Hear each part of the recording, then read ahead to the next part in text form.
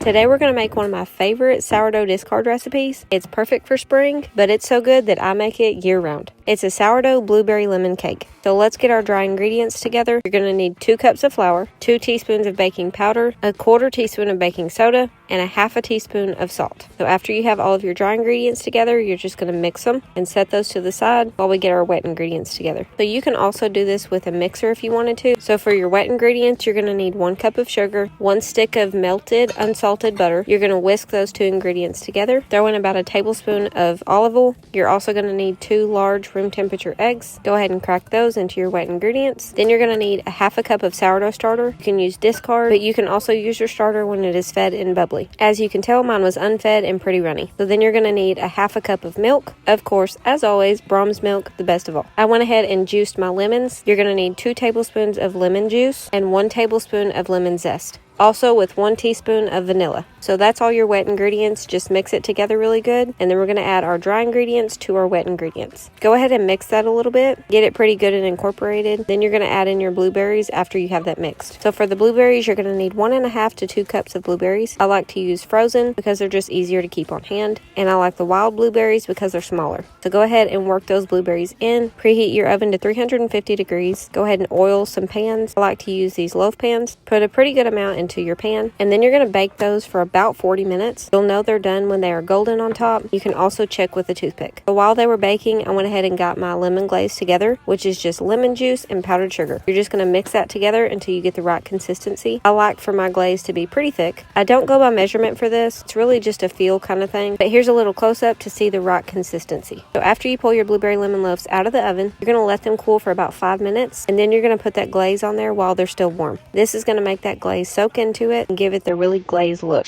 If you wait until they're cool, it'll look more like icing than a glaze. So again, this is one of my favorite recipes. I like to make these any time of the year, but they're definitely a great spring recipe to try. It's a great way to use up some extra discard that you might have. Y'all let me know if you decide to try out this recipe.